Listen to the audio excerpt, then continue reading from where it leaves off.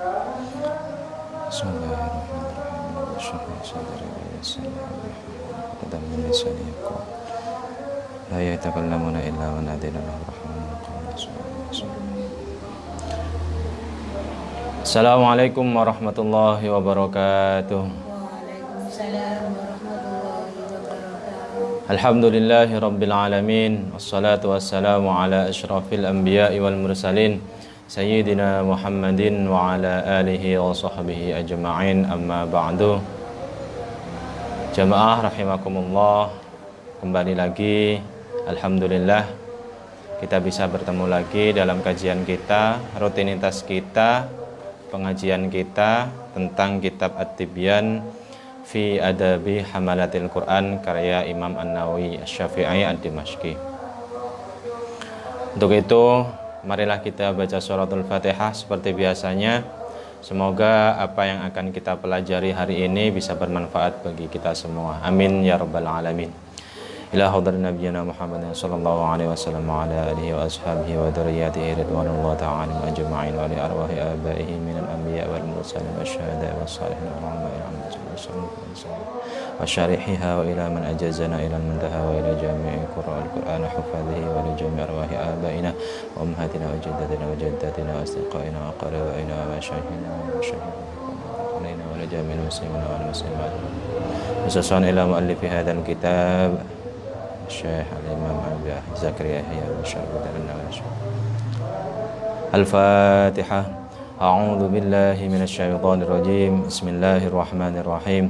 الحمد لله رب العالمين الرحمن الرحيم مالك يوم الدين إياك نعبد وإياك نستعين اهدنا الصراط المستقيم صراط الذين أنعمت عليهم غير المغضوب عليهم ولا الضالين آمين. بسم الله الرحمن الرحيم. Qala al-muallifu rahimahullah wa nafa'ana bihi wa bi'ulumihi fid dharaini amin. Bismillahirrahmanirrahim.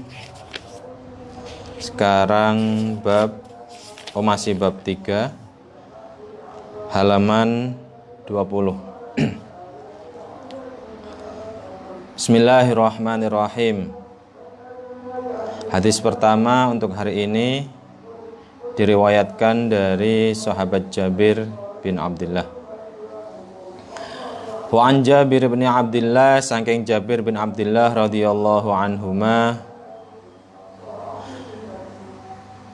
apa annan nabiyya sallallahu alaihi wasallam, sak temene Kanjeng Nabi sallallahu alaihi wasallam iku kana ana sinten Kanjeng Nabi iku yajma'u ngumpulake sinten Kanjeng Nabi bainar rajulaini ing dalam antarane wong lanang loro ming qatla Uhudin kang wafat kang mati pas perang Uhud.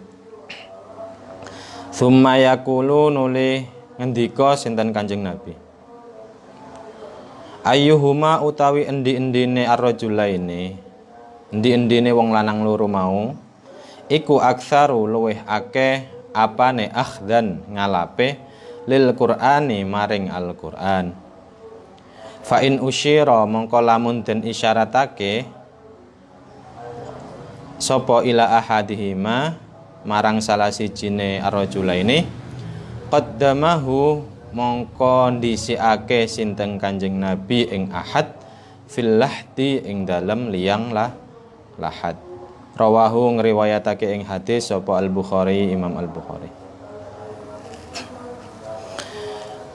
Diriwayatkan dari sahabat Jabir bin Abdullah radhiyallahu anhuma bahwa sesungguhnya Rasulullah Shallallahu alaihi wasallam itu mengumpulkan berarti menjadikan satu, mengumpulkan bainar rajulaini, dua orang laki-laki min qatla Uhudin yang wafat, yang gugur, yang meninggal ketika perang Uhud. Jadi ada dua orang itu mau dikuburkan bersama. Jadi satu kuburan dua orang isinya. Biasa itu kalau zaman-zaman perang memang seperti itu. Jadi kalau untuk satu liang lahat satu orang nanti menghabiskan tempat. Biasanya memang seperti itu. Kadang di hadis itu 3 orang satu kuburan gitu. Tsumma yaqulu, kemudian Rasulullah bersabda, ayyuhuma aktsaru akhdhan lil Qur'an. Beliau bertanya kepada sahabat-sahabat di sekitarnya, 2 orang ini mana yang lebih banyak akhdhan lil Qur'ani, yang mengambil Al-Qur'an. Nah, akhdhan di sini ulama menafsirkan itu lebih banyak hafalannya. Manakah dari kedua pemuda ini yang lebih banyak hafalan Qur'annya? Maka ketika diisyaratkan atau diberitahukan kepada Rasulullah, oh yang ini Rasulullah, qaddamahu fil lahdi, maka Rasulullah mendahulukan orang yang banyak hafalannya daripada yang lebih sedikit untuk dikuburkan, untuk dimasukkan ke liang lahat lebih dahulu. Nah, mengapa?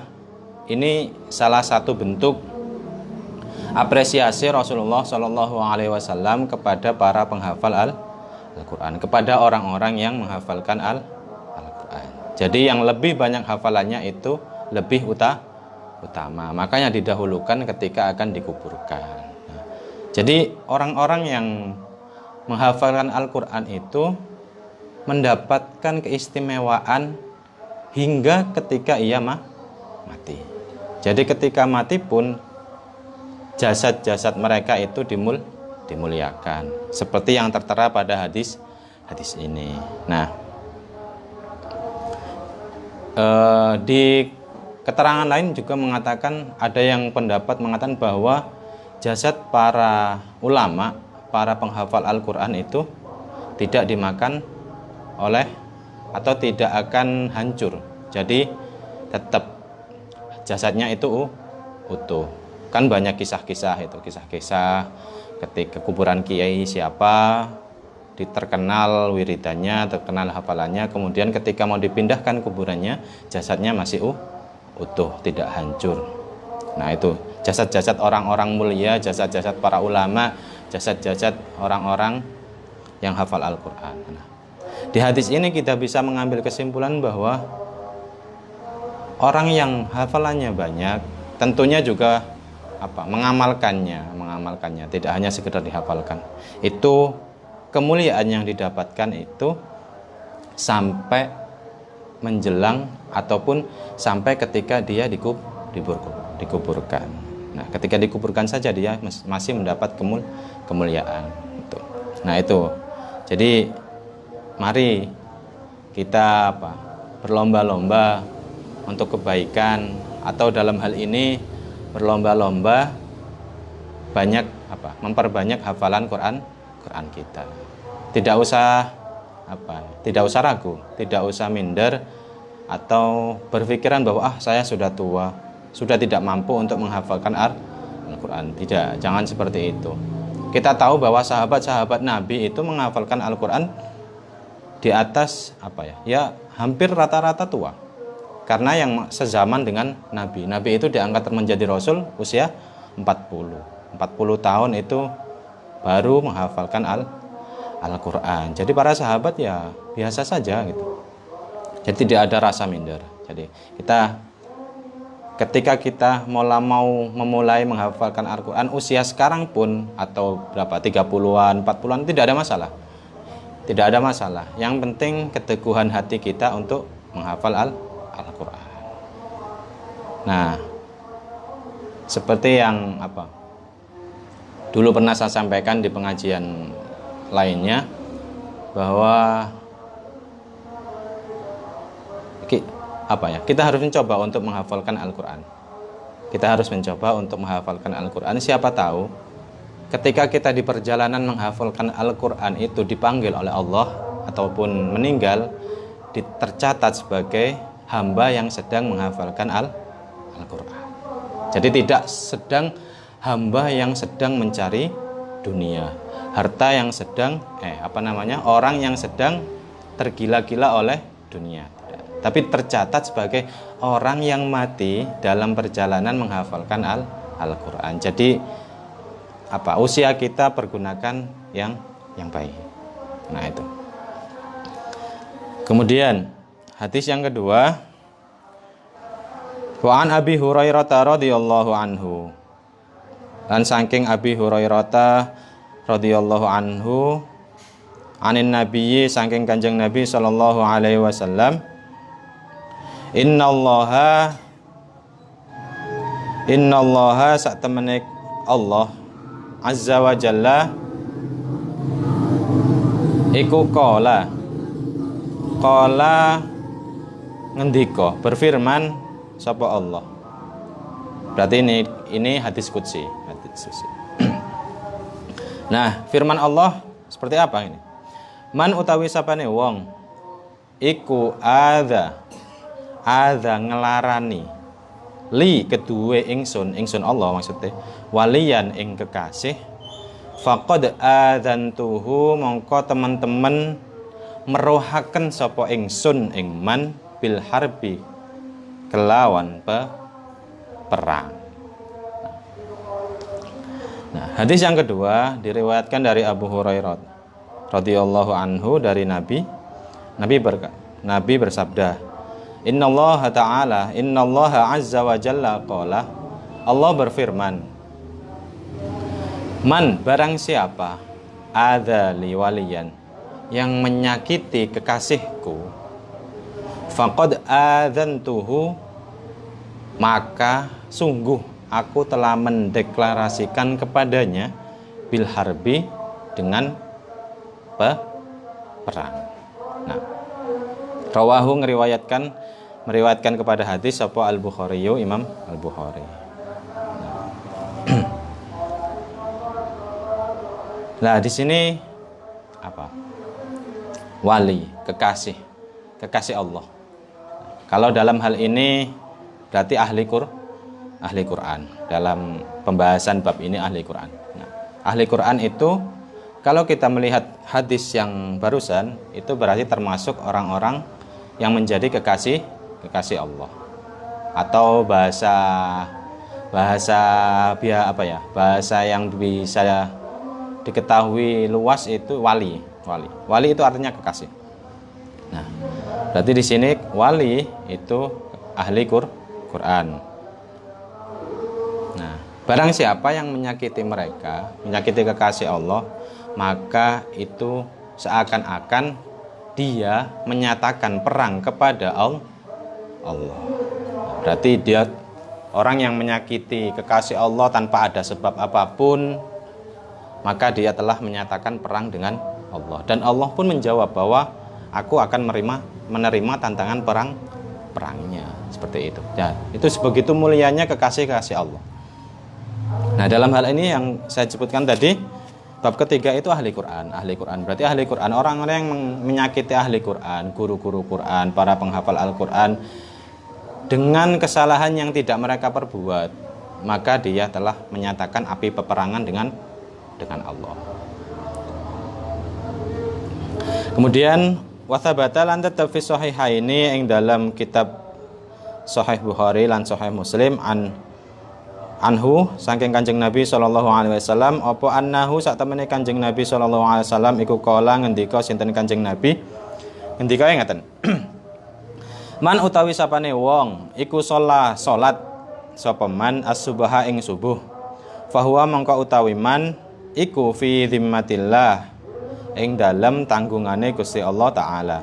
Fala yatlubannakumullah, mongko aja sampe nuntut temen ing sira kabeh sapa Allahu Gusti Allah bisain kelawan suwiji-wiji min timmatihi saking tanggungane Gusti Allah. Nah, di sini hadis ini diriwayatkan oleh dua imam, yakni Imam Bukhari dan Imam Muslim. Nah, saya jelaskan dulu. Jadi dua kitab hadis tersebut tertulis bahwasanya man sholat subaha, barang siapa yang sholat subuh, nah maka ia berada dalam tanggungan Allah Ta'ala. Nah, di sini di bawah kitabnya dijelaskan hadis ini ada pada bab fadlu sholatil isya wa subuhi fi jama'atin. Jadi fadilah sholat isya dan subuh berjamaah. Nah itu. Nah di sini ditafsirkan berarti man sholat subha, barang siapa yang sholat subuh berjamaah, ya berjamaah bisa berjamaah di musola, di masjid, di rumah dengan keluarga sendiri, pokoknya berjamaah. Fahuwa fi dhimmatillah, maka ia berada dalam tanggungan Allah. Ditafsiri oleh ulama fi dhimmatillah itu fi amanillah, dalam apa? Keamanan Allah. Jadi ditanggung keamanannya oleh Allah. Fala yatlubannakumullahu bi syai'im min dhimmatihi. Maka jangan sampai Allah itu menuntut kalian, menuntut kita karena telah apa? Mengganggu orang-orang yang telah diberi keamanan oleh Allah. Jadi ketika orang-orang tadi, orang-orang yang subuh tadi, orang-orang yang sholat subuh tadi, itu diganggu, dilarai, disakiti, maka nanti yang akan menuntut balasnya itu Allah. Maka kita jangan sampai menjadi orang-orang yang menyakiti mereka. Nah, kenapa sholat subuh dan isya di bab hadisnya itu sholat subuh dan isya? Karena sholat subuh dan isya itu merupakan dua sholat yang berat. Kalau di satu hadis itu al-bardaini, dua sholat yang dingin maksudnya cuacanya dingin. Subuh dingin, isya juga kadang dingin.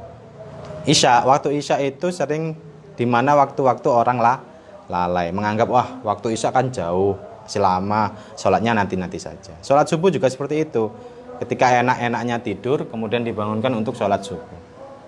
Nah, orang-orang yang sholat subuh seperti ini, apalagi dengan jamaah, itu termasuk orang-orang yang istimewa. Makanya orang-orang itu berada pada tanggungan Allah, diberi jaminan keamanan oleh Allah. Maka ketika kita menyakiti mereka, maka yang akan menuntut kita itu Allah, karena telah merusak perjanjian aman yang telah diberikan Allah kepada orang itu. Nah, jadi yang subuhnya agak angel itu ya, segera bertobat itu. Nah itu, salat subuh itu penting ini. Subuh jamaah.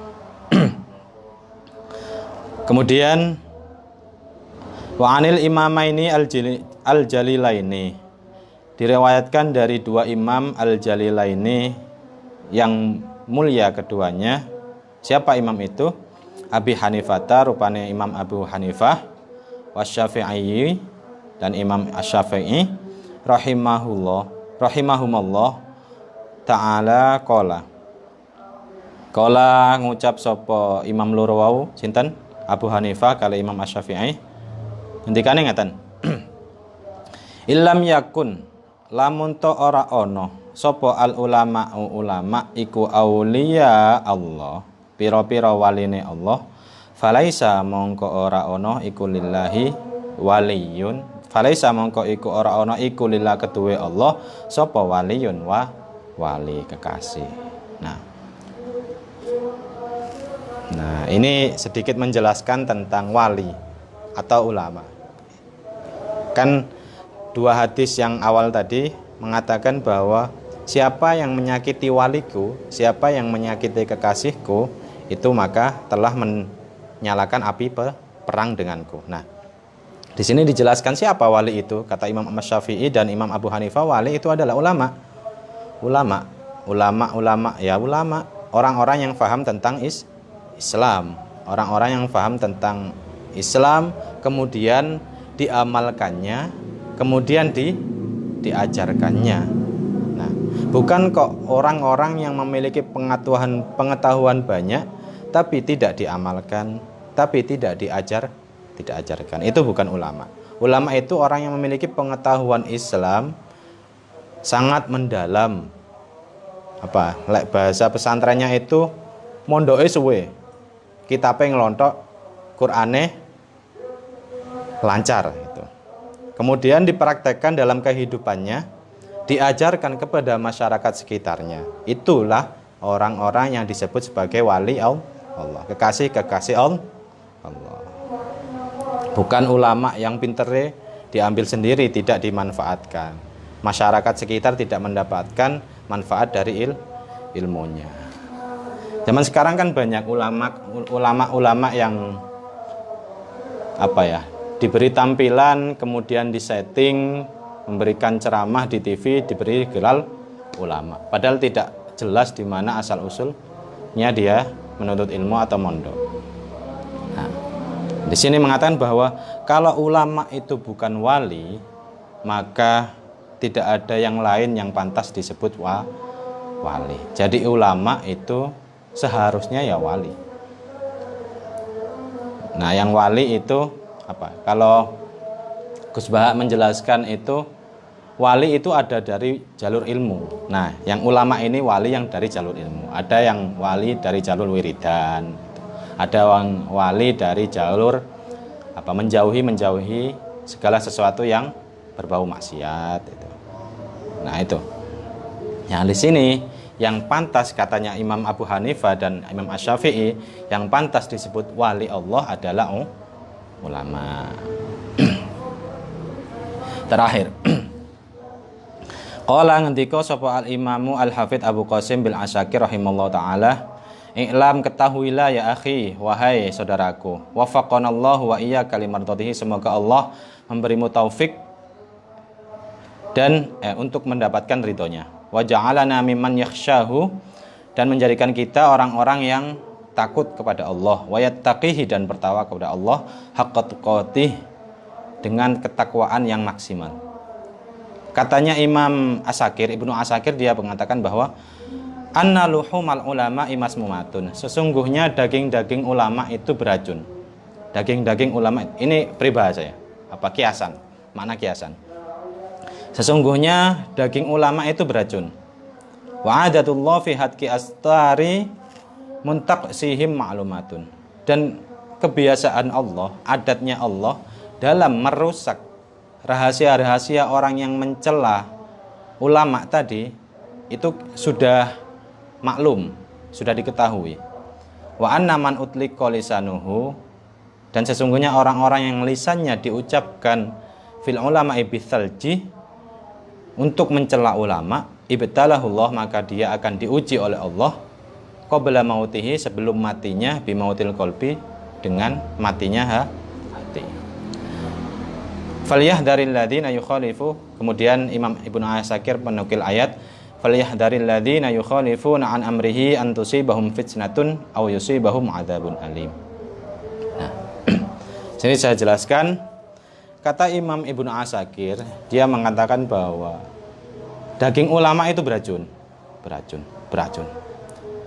Maka kita jangan sampai mencela ulama. Bukan mencelah saja tidak boleh, apalagi sampai melukai secara fisik. Mencela saja tidak boleh. Padahal zaman sekarang itu di medsos rame, tidak sependapat dikit saja itu langsung mencela. Tidak hanya pemikirannya yang dicela, tapi fisiknya juga. Sedangkan Allah itu berjanji bahwa orang-orang yang mencela ulama ini nanti itu akan dibredel aibnya, ditampakkan kepada publik. Wa adatullah fi hadki astari muntaqsibi ma'lumatun.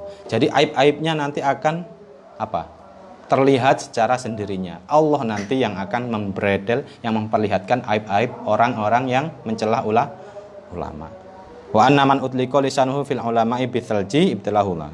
Orang-orang yang mencela ulama itu nantinya akan diuji, dicoba sebelum mati dengan matinya hati. Jadi ketika orang yang sering mencela ulama itu hatinya akan mati, tidak punya empati, simpati, dan toleransi. Mungkin itu yang bisa saya sampaikan.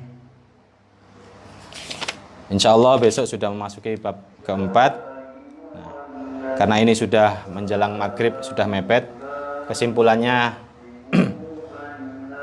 bisa dirangkum sendiri oleh pemirsa ya. Intinya jangan sampai kita itu membenci ulama. Jangan sampai kita itu mencela ulama. Jangan sampai kita menyakiti ulama baik fisik maupun non fisik. Oke. Ya. Itu yang bisa saya sampaikan, kurang lebihnya mohon maaf. Wallahu a'lam bishawab. Assalamualaikum warahmatullahi wabarakatuh.